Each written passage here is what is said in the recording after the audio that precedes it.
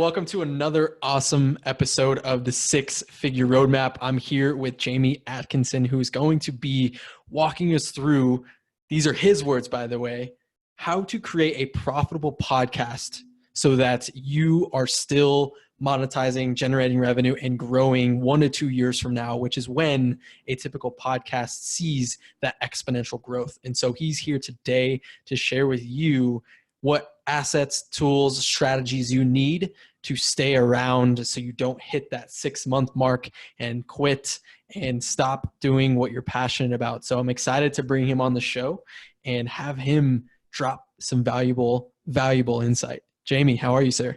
Hey Cam, how you doing, man? I just want to say, coming into this interview, that I've been following along everything you've been doing with the 6-figure blueprint. Like, I've been seeing what you guys did with the launch. I've been seeing the value you've put out, the kind of guests you've got coming on. And I just want to take my hat off to you, man. Like, fair dues. You've done a great job with the podcast so far. And I'm super excited to be a guest on the show today. Oh, much appreciation, man. Yeah, glad to have you. And I'm really going to use this as time to kind of leverage your knowledge and your information to continue to grow this podcast, because as we both know, outside of the strategies I know you're going to share, podcasting really is a valuable tool to get inside of relationships, like you've seen with people like Neil Patel and Ryan Levesque and some of those other people we've had on the podcast. But I'm excited to hear, outside of using it as a leverage asset for relationships, how people make money from it, how you grow and monetize and scale a podcast, just in case you're looking to do it full time. So yeah, right. Because it's so interesting. And I think you've hit the point really right out the gates there, Cam, is that with podcasting, it's about a lot of intangibles, right? It's like, hey, I really like the way that people are growing podcasts. I can see that you're getting connected with these awesome people, building these cool relationships. But what does that actually mean for my business? Like, how long is it before I can call in that calling card? How long is it going to take until I can actually sign a deal or get a referral? And a lot of people don't really understand what that framework is. So what happens is they just kind of blindly go out of there interviewing people. And, you know, for me, looking at what you're doing, Cam, I know that you're coming at it from a very, strict and relationship built approach, and you probably have an end game in mind in terms of the people that you're reaching out to. You're continuing that conversation after the podcast ends. But a lot of people, they just do the interview, they don't have any follow-up, and then that relationship starts off great but then goes cold, and it can be really challenging to continue going, because what happens is, as you just said, people get 6 months down the line, they've been doing it all the time, they've been editing it themselves, they're exhausted, it's not giving any results, and then the worst thing in the world happens, and they end up quitting. And that really makes me sad, because I see so many people out there who are amazing hosts. They come a long way. I see people do a podcast episode every day for like 120 days, and they've had this huge growth and started to build these amazing connections, and then they quit because they think that it's not working. So what we're all about, and what I wanted to share with you guys on the podcast today, is to show you guys how we, as a company, we help people to really understand, hey, this is how you can make money from your podcast right out the gate. We have people who launched a couple of podcasts literally a few weeks ago. Within a week or two of them launching, are bringing in 5-figure deals and actually getting huge revenue into their companies. And what it does to them mentally is it gives them a ton of drive. It's like, wow, this stuff really works. We're making money. We're fueling the growth. And then what's nice about that is, if they want to pay for a podcast editor, if they want to put, ad spend behind the episodes, they can really reinvest a lot of those profits into the show, which help it to grow, which help that long-term traction and that authority in the space. And then at the same time, they're saying to themselves, wow, I'm actually making money from this. So this is clearly working. And as a foundation for long-term growth, that's what we are really, really passionate about, is helping people see how they can do it. Because, it's like anything, right? If you have a framework that you can follow, the steps that you need to take. And one of the biggest things that I see is that most people don't know the solid ways in which you can go about monetizing a show. So that's hopefully what I'm going to share today with you guys. Yeah, absolutely. Let's get into it. Let's talk about the framework, because I know there's a lot of people listening that want to start a podcast. They already have a podcast, and they might have had, a successful launch, but now it's time to monetize. It's time to scale. It's time to get those 5-figure deals that you were talking about. So yeah, walk us through, no matter where a person is starting in their podcast journey, what is the framework they should be following? Well, one of the biggest things is before you even start the show, you have to think about, all right, well, who is my show going to be for? So I'll just run you through the kind of 3 key steps that we take people through to be able to launch a podcast the right way. So the first thing that you want to do is really create that podcast identity. You want to be able to say, okay, this is who my podcast is for. This is where I'm going to be taking people on the show. This is what I'm going to be giving them as useful, practical information. You know, this is what we're actually going to be talking about. And then this is why people should even pay attention to us in the first place. And what we want to do is we want to get you guys set up with that kind of podcast identity. We call them the podcast identity pillars, so that you know exactly who you're going to try and attract to your show. Now, once you've got that established, and I'll go into that a little bit deeper in a second, the next thing you want to then think about is, okay, now I know who I want to bring onto my show. How am I going to monetize it? And we set ourselves up straight away with that expectation of this is how I'm going to make money from the show. And just to share this with you guys, there's 2 main ways that you can monetize a podcast. You can either monetize your audience, the people that are listening to the show, or you can monetize your guests. And that's the people that come on your show. You can find a way that you can actually give them value, get them into your product or your service or your business, and do it that way. And that's something that we focus very heavily on, helping you guys understand how you can make money from your guests straight away. And then the final way that we help people to really understand how to monetize is if you're selling, you know, business to customer or even a B2B product, one of the biggest things that you can do with the podcast is find people who have your audience, and you can actually go and find those people, get them on your show and interview them in an attempt to unlock their audience for yourself to do something like a joint venture or a JV. So what we try and do is go through those 3 stages. We say, first of all, okay, what is your podcast all about and who are you trying to attract? Then we say, okay, what method are you now going to go and try and monetize? And then once you have those frameworks down, it's about just going and implementing and doing those kind of steps. So if it's cool with you, Cam, I'm totally happy to just break that down step by step to give people that insight into understanding what they need to do. Totally, man. Yeah, keep going. It's great. Sweet. Okay. So first thing you want to understand is about the podcast identity. So when we talk about identity, what we're really talking about is, well, what is the point of your show? If you have a business and if you're creating a podcast, a lot of people say, oh, well, I just want to get a lot of followers. I want to get a lot of people listening to my show. But truthfully, if you think about it, if it's a business that's behind the podcast, your only goal should be to attract more customers to your business. I think that's probably fair enough to say. So one of the first things that I say to people is, well, you need to be very, very clear on who your avatar is, the person that you want to try and attract to your show. So what we do is we help people set up what's called the podcast identity pillars, which are these 4 elements which help you to structure your show so that you're attracting your perfect customer to come and listen to your content and then hopefully to then come into your business. So these 4 identity pillars, I'll break them down one by one. But the first identity pillar is, who am I trying to attract to my show? Now, one thing you want to think about with the who is the person that's going to be listening to your show, the person that's going to be a guest on your show, and the person that's going to be a customer in your business. That should all be the same type of person. The only thing that should be different is where they're at in their journey. So if you think of like on a scale of 1 to 10, somebody that's listening to your podcast for the first time might be at a 1. So, you know, in my business, they might be somebody who is just getting started as an online entrepreneur. And they want to create this big online platform, but they don't know how to get started. So that would be a listener.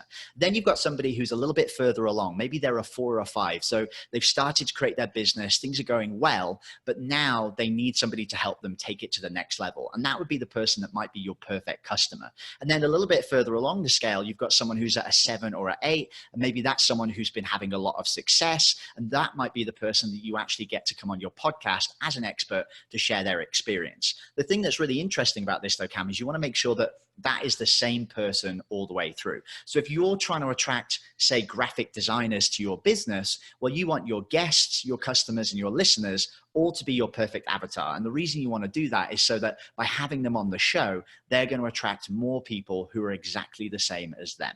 So, you know, the example I give a lot of the time is if you're a Facebook ad agency and you sell to chiropractors, well, you don't want to bring on entrepreneurs who are going to tell and give advice about Facebook. Facebook ads, you want to bring on chiropractors onto the show because them being guests on the show is going to attract more chiropractors to come onto the show at the same time. So hopefully that makes sense. So that's the first pillar. The second pillar you want to think about is where are you going to be taking these people? So you've got your perfect customer outlined. And the next thing you want to think about is, well, what result am I going to give them? Now, one mistake a lot of people make with this is that they think about the short term. They think about the product they're going to sell. In my business, we help people launch podcasts. So I might say, oh, the result I want to give people is to launch their first podcast. The problem with that is, what if somebody's already launched a podcast? Does that mean they can never listen to my podcast again? So what you want to do for your where, which is where, the result you want to take people to, you want that to be very top level. You want that to be something that they can always be striving to achieve. So a good example is Gary Vee. His where is like, he wants to be able to buy the New York Jets, right? He wants to be able to buy the Jets. So what you want to do is give your audience that very top level result that you're always going to be helping them build towards. So on my show, it's about creating mass movements. It's about, okay, how can I help you to continue to build your mass movement? Now, once you've got your who and your where, so the person you want to attract to your business and where you want to take them, the next pillar for your identity of your podcast is the what. Now, this is the one that's probably the most important, and is also the one that almost everybody gets wrong when they create a podcast. So what we're talking about with the what is, all right, well, what are you actually going to talk about on your podcast? So a lot of people, and if we keep with the Facebook ad example, let's say you do Facebook ads for chiropractors. The mistake most people make is they say, okay, I'm going to make a Facebook ads podcast. But the problem with that is that your average chiropractor isn't interested in listening to a Facebook ad podcast, even if it's for their specific industry. And you have to think to yourself, okay, so if I want to attract my perfect customer, one, what are they interested in talking about? And two, what are they interested in listening to? And actually, if you think about it, if you want to attract chiropractors who are interested in growing their business, you might actually have a better time creating a podcast which is about overall chiropractic business growth, right? It might be the Chiropractic Business Podcast. You get guest chiropractors to come on to talk about what they're doing in their practice. And that's very important because suddenly not only are chiropractors interested in listening, they're also interested in coming onto your show. And as we talked about a second ago, what we want to be doing is creating a show that we have our perfect customers wanting to be guests so that we can sell to them as a guest of our show. So very, very important. So the biggest question I'd ask yourself is, when you're positioning your show, think about, what would my perfect target customer be interested in talking about if they came on my podcast? And I would try and make your podcast positioned around that. Now, the very final pillar is what kind of makes you unique. It's the why. So why should people even listen to you in the first place? And the big thing about this is that you don't have to be a pioneer. It doesn't have to be something brand new that nobody's ever heard of before.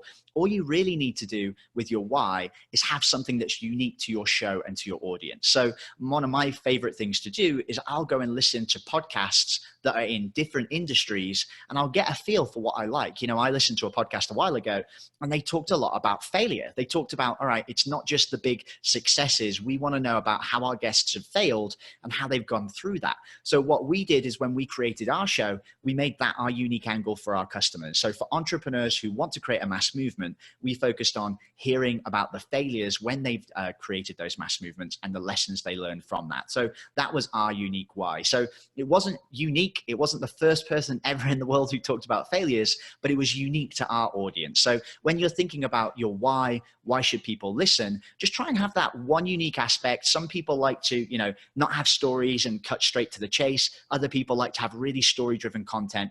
Think about what's going to make your show unique and what people are going to really love about it.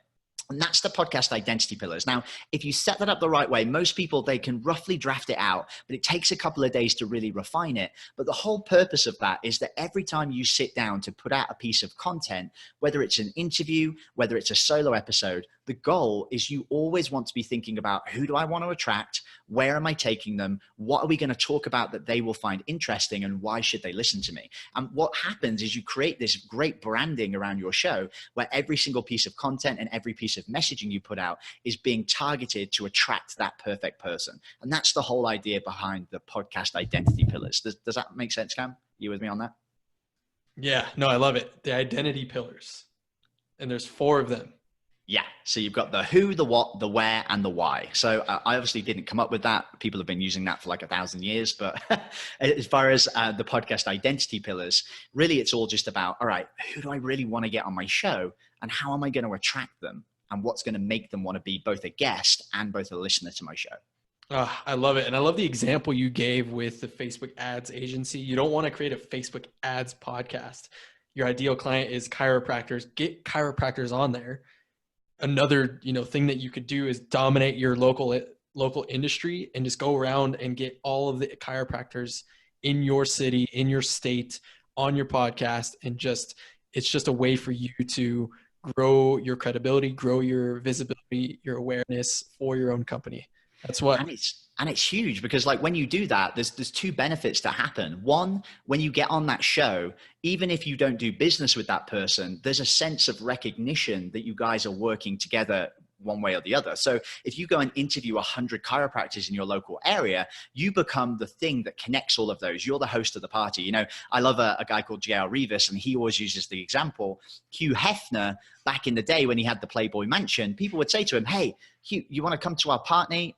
Hef, come to this party we've got. It's going to be amazing. And he would always say, no, I won't come to your party, but you can come to mine. And he would always invite them to his house. And the idea was that he was always the person that was hosting the party. And it's exactly the same with the podcast. You want to be the person that hosts the party for your perfect customers. And then by them coming on your show, they're automatically becoming associated with you. And you get that level up in status because of that. But not only that, what's also cool is the next part of the episode we're going to talk about is we're going to really dig into how you would then monetize. And what's cool about this is that if every day in your podcast, you're speaking to somebody who is your perfect target customer, not only do you start to learn a lot more about your customer, but you also have the opportunity to build a relationship. And then on the follow-up, actually pitch them your product or service. So it turns into this kind of lead generation source, which is really our number one key behind how people can monetize a show, even if they have no downloads.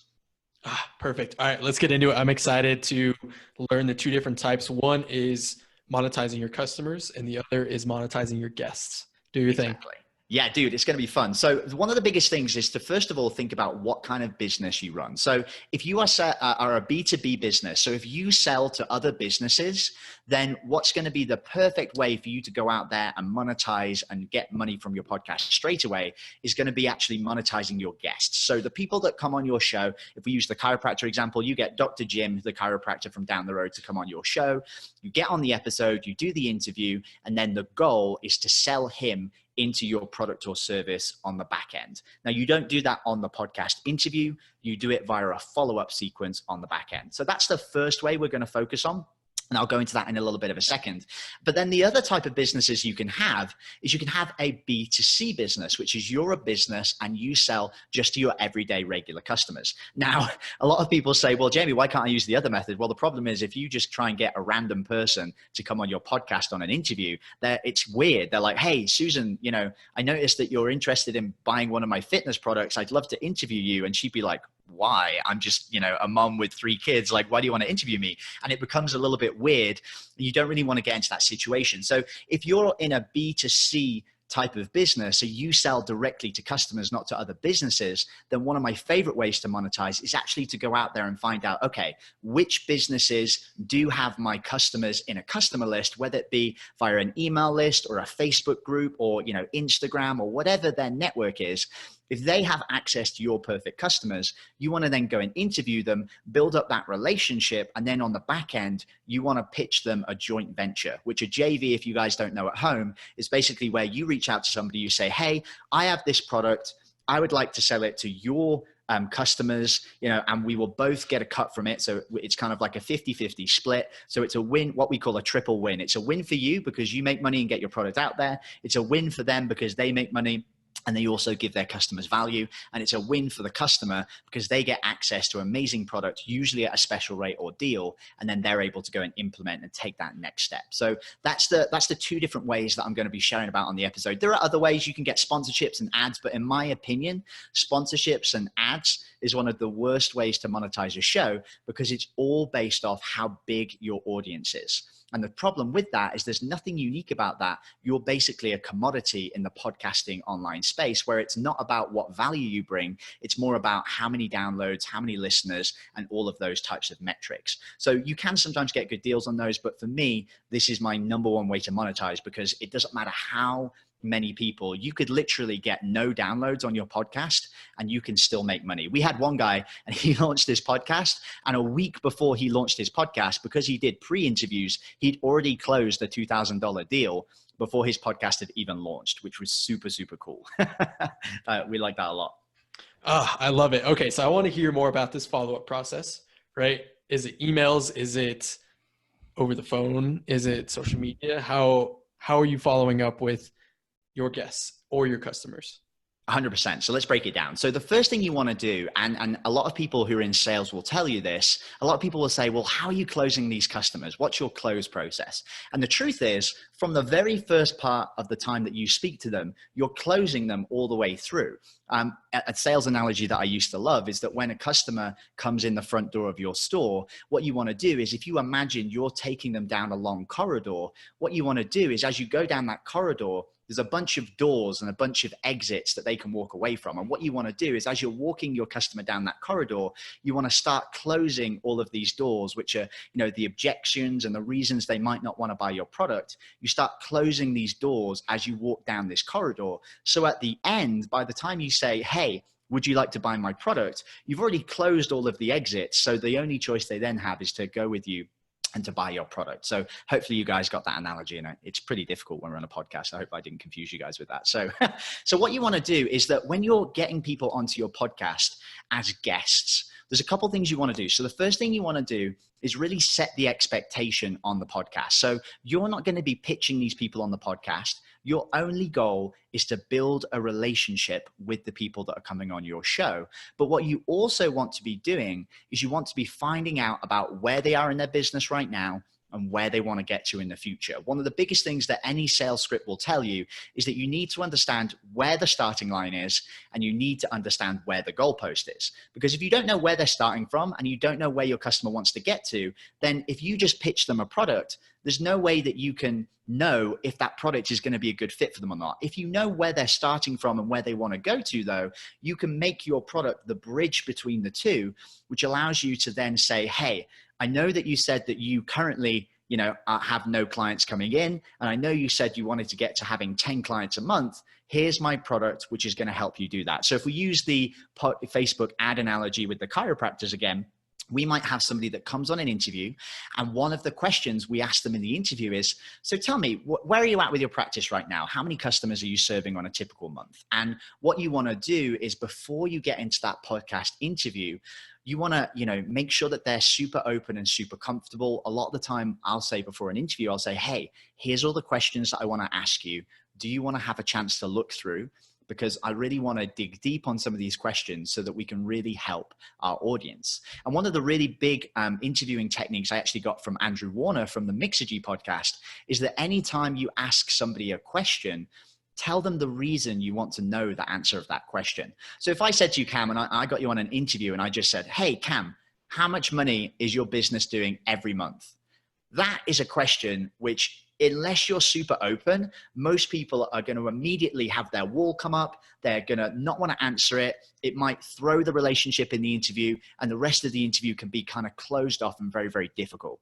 Now, on the flip side, if before you actually go into the interview, you've sent them a pre-interview questionnaire and said, hey, on this podcast, we really like to deal with the facts. One of the big things that we pride ourselves on is knowing exactly where each business is at in their monthly income. And the reason that we like to know that is so that other chiropractors can figure out where they're at compared to you on their level, and they can really understand that. So the idea is, before we even get into the interview, we're saying to them, hey, look, we're going to ask you this question.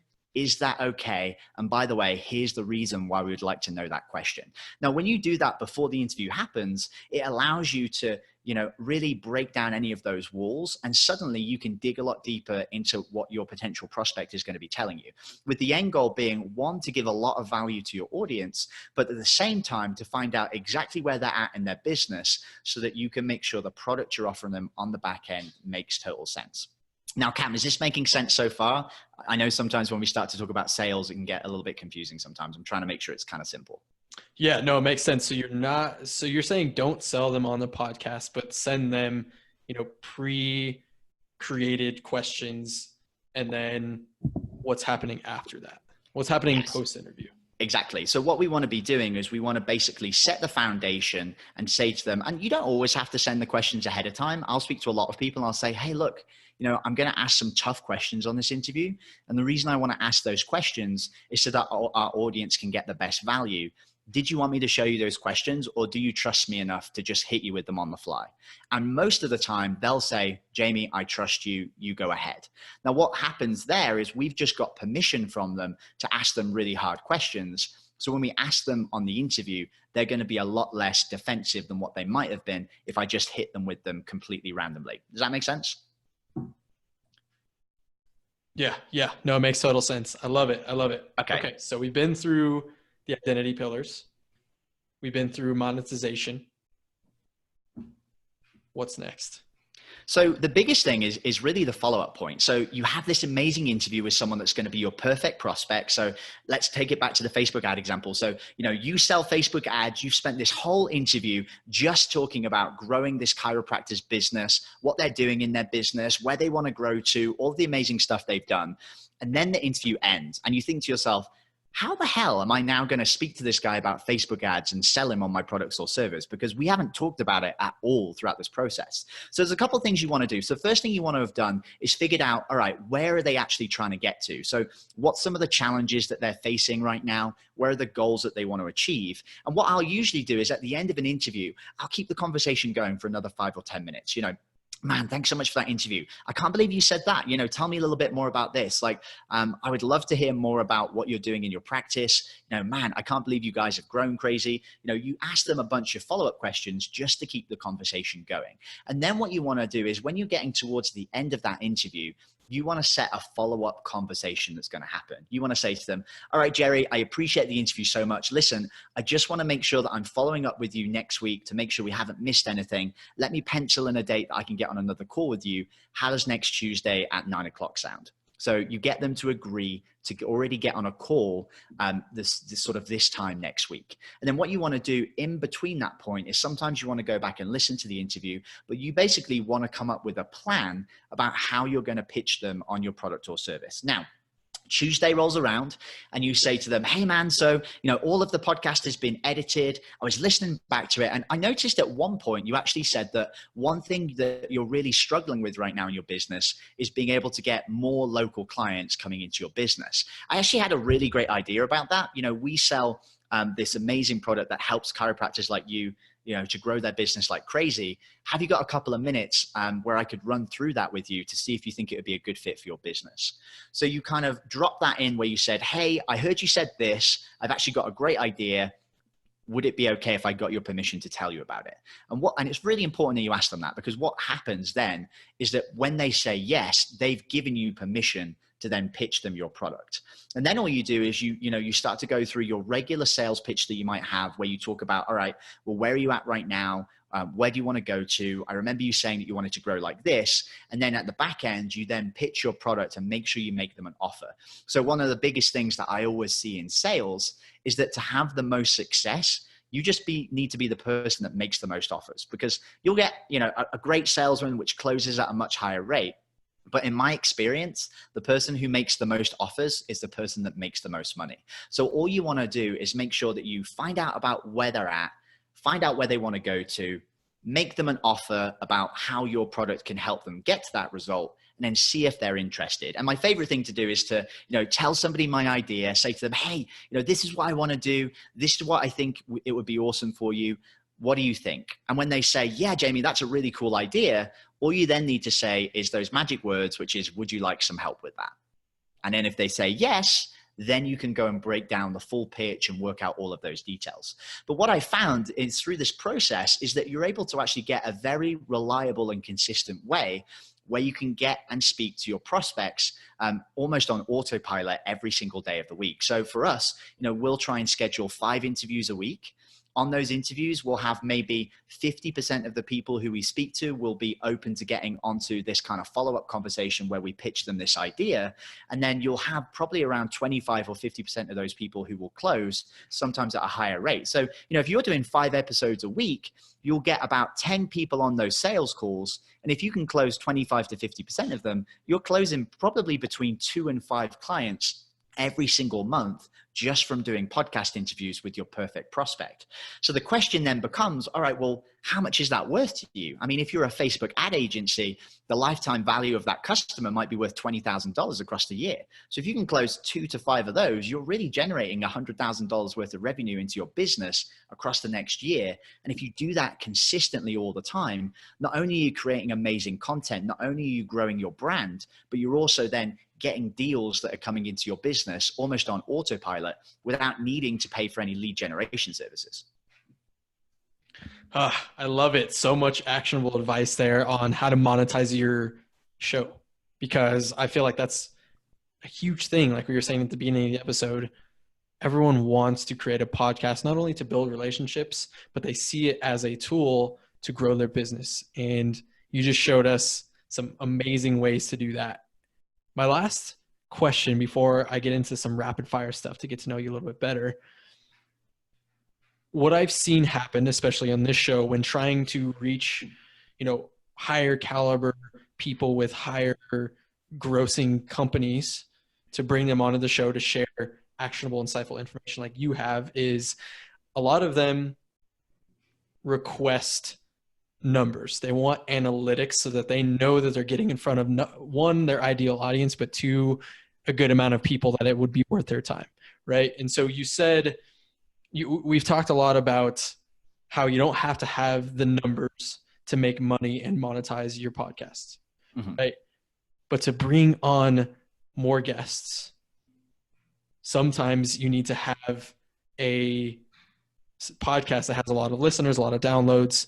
What is your insight on how to do that for a show? Yeah, so really good question, because one of the first things that will happen is if you reach out to somebody like Pat Flynn or, one of these higher up entrepreneurs who you really want to get connected with, they're really interested in knowing, all right, well, how big is my reach going to be? But the one question that I would ask, Cam, is that what you really need to decide is, if you want to try and attract customers to your business, are you really trying to attract those high caliber individuals? So, do you want to sell to the Grant Cardones of the world? Do you want to sell to, Pat Flynn and all those people? Or do you really want to just sell to that person who is, doing just over 6 figures, they're growing their business, and you can help unlock them to the next level? Because truthfully, if you want to reach a lot of those people, you don't always need to have those crazy high figures, but you're absolutely right, Cam. If you want to get those hard to reach people onto your show, you need to give them a reason to actually show up and be a part of your show. So one of the big things that we go through in the Podcast Profit Lab, which is our program, is that we help people understand, okay, what's your podcast identity pillars? Who do you want to get on the show? Then we talk about, okay, here's how you monetize the show. But then the next question is, well, how do I get these guests to want to appear on my show in the first place? So my number one secret to being able to do that is really to have a very, very effective launch strategy. And Cam, you did this very well with your podcast, in that when you launched your show, you built up a lot of pressure. You launched the show in a very short space of time. You drove everybody to go to your show in a short space of time. So the reason for that was that you got a lot of downloads, you got a lot of subscribers, you got a lot of reviews, and that puts you into the top of the charts, right? You get that top 200 or that top 100 position. And initially, when you launch your podcast, that gives you a lot of authority. Now, to some of the very big players who understand podcasting on a deeper level, they might not say, okay, well, being a top 100 show isn't enough. We want to see the real metrics behind it. But to your average Joe Blogs and your ideal customer out there, actually just having a top 200 or a top 100 rated podcast is enough to get them to want to come on the show. But the other thing you can do is, if you've launched the show in that kind of way, is, and I think this is what happened with you, Cam, is you launched with that ferocity. So what you did was you said, okay, look, here is our 7-day snapshot. this is how many downloads we've got. This is how many new subscribers we've got. This is how many ratings we've got. We're now a top 200 rated podcast. And then somebody looks at that and goes, oh crap, these guys have grown really fast in a short space of time. We want to get them on the show. So what my piece of advice would be to anybody is, if you want to get to those high caliber individuals and you want them to come on your show and you want to be able to show them, and you know that they're going to ask, okay, what are those metrics and what are those results? Then I would strategically plan that in. And I would say, okay, reach out to them a week after your podcast has launched, generate and create a launch campaign that's going to show massive, massive growth in a short amount of time. And then what's going to happen is, when you reach out to those individuals, they're going to be able to look at that snapshot of what you've done. They can factor in the fact that it's only over that 2-week period or that 1-week period. And then they're going to preemptively expect that you're going to have that continued growth. Now, you might have that growth, you might not, but that's going to be a really great way in which you can leverage your launch to make sure you get those key people. But to be honest with you, Cam, most of the people that I speak to, unless they're really at that, $1 million mark or higher, most of the time they're not actually going to be serving those high top level entrepreneurs who are going to be the people that are more difficult to get on the show. What I find for a lot of people is that actually in the first 6 months to a year, they really want to go for those kind of B-level influencers or the C+ level influencers, who are those people that are growing their company. A bit like you said, they're looking for that 6-figure blueprint and roadmap. They're like at the 6-figure level, and you and your company is going to help them to reach that much higher level. Now, by the time you've been going a year and your company has got bigger and you're starting to, help people at the higher level, maybe at that point, because you've been going for a longer time, you're going to have that track record of, consistent downloads. You're going to have been growing, your audience is going to get bigger, so that at that point you can then reach those much higher level influencers. But a couple of tips that I would say is if you want to make sure that you're getting rapid growth, there's really 2 things that I would do for a podcast to get as fast a growth as possible. The first one is to actually have a plan and a strategy to get onto other people's shows. So every single week, I would suggest to go on a Friday, spend an hour to reach out to 40 people who have shows and just send them a voice memo and say, hey man, love your show. Would love to be involved. This is what I can offer. Let me know if you're down for it. Don't worry if not, it would be great to connect. If you do and reach out to 40 people every week over a couple of hours, you are guaranteed to get on a lot of podcasts all of the time. One of the fastest ways to grow your reach on a show. The second thing that I would suggest is to make sure that the people that come on your show as guests agree to promote it to their existing audience ahead of time. So I say to all the people that come on my show, are you going to be open to promoting this to your email list? And if the answer is no, then they don't get on the show. And that can sound a little bit like a hard stance, but if you can build this kind of system into the way that your podcast grows, and one thing that I love to do as well is for guests that come on your show, make sure that all of your guests leave you a rating and review. Because if you're doing 5 interviews a week, that automatically means you're going to get 5 brand new podcast reviews every single week before your guests even listen. Make sure that you're getting all of those guests to agree to promote it to their email list, and then make sure you're getting on other people's shows as a guest as well to push them back to the podcast. And for me, that's the 3 quickest ways that you can continue to grow and take the podcast to the next level. Is that helpful, Cam? Yes, absolutely. I love it. I appreciate you coming on here and dropping a bunch of knowledge bombs on how to grow your podcast. It's great. So I want to ask you a few rapid fire questions just to get to know you a little bit better to wrap up the show. You cool with that? Yeah, man, I'm so down for that. All right. So the first question is, what is one book you wish everyone in the world would read? The big thing for me is I've been going over Expert Secrets by Russell Brunson, like automatically. It's the only book I've ever read that I've read cover to cover more than 5 times, because every time I read it, I just get those deeper understandings of a lot of marketing tips. I think if anybody can take that book and just get a ton of value out of it straight away. So that's my number one. Go read Expert Secrets cover to cover and get some value out of it. Love it. What is one non-negotiable habit you implement every single day? One of the biggest things for me is just to have 2 goals for the day. So I have every 12 weeks, we create a outline of 3 big goals that we want to achieve. But then every day I just have 2 actions that are going to get me closer to that goal. Instead of having a big to-do list, that's what I do every morning. And then by taking and just focusing on those 2 actions, I get a lot more done over the week and over the months. So that's my big takeaway. Just make sure you have 2 actions every day that's going to move you closer towards your goals. Love it. on what do you like to spend your time and money outside of business? I'm a massive junkie for cinema. I love movies, especially Marvel movies. So when I'm not working, you can generally find me like running away into town when my girlfriend's like, where'd he go? And I'll just be like holed up in a cinema for like hours on end. So I love cinemas and movies. And I'm also a gamer. So I kind of didn't do it for ages, but I just got a Nintendo Switch this summer. And I've been using that quite a lot in my downtime just to chill out and play a bit of Mario Kart. I love it, man. We are very alike in that. Awesome. What has been the most insightful or actionable course you've ever taken? Yeah, that's a tricky one, but I think it's really clear as a winner. I did the One Funnel Away challenge back in October, and just for context, I mean, I'm in Russell Brunson's $25,000 a year coaching program now, and I still think the One Funnel Away challenge for $100 is more valuable than the whole of that coaching program, because it's very clear with the goal. After 30 days, you're going to launch your first funnel, and they have coaching by Steve Larsen every single day. For $100, I think that's one of the biggest courses that I've taken that's given me a lot of value, and also a course that I've finished. I don't know how many courses I've taken that I haven't finished, but for me, for the price tag, for the value, and for the result that it gave me at the end of it, that's got to be hands down the most valuable one.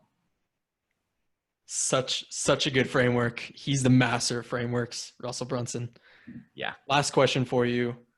What are 3 tools or software you couldn't live without in your business? Ooh, okay. So one of my biggest tools that I use almost every day is a tool called Close.io. It's actually a sales CRM, and it allows me to follow up with all of my customers no matter what stage they're at. So I use that almost every day to make sure nobody falls through the cracks, and I have a really, really good follow-up system. ClickFunnels, of course, I use that all the time. Another tool I use is a tool called Friend Filter. I use it all the time to get rid of people who aren't engaging on my Facebook profile, because I use Facebook a lot for organic marketing. I use that all the time, and it's fantastic because it helps me to increase my engagement more and more and more on my Facebook profile, so I can just reach as many people as possible. Incredible, man. I really appreciate you coming on here, dropping a bunch of knowledge, actionable and insightful information, which is what we love around here.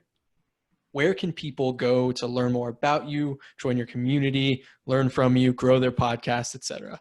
Yeah, well, I mean, one of the biggest places you guys can check me out is I have my own podcast. It's called the Entrepreneur Junkie Movement. If you guys search for that in podcast, in Apple iTunes, Entrepreneur Junkie Movement is the name.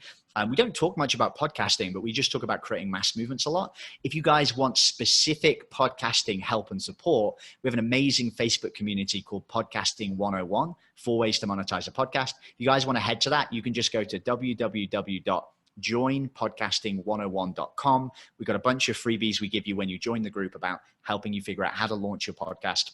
And that's one of my favorite places. The community there is amazing, super, super supportive. And I'd love for you guys to come check it out.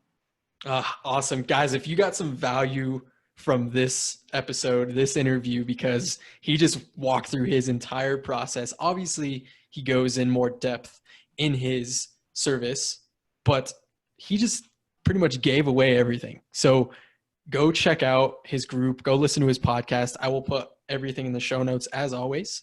And Jamie, back to you. I appreciate you being on here. Thank you so much.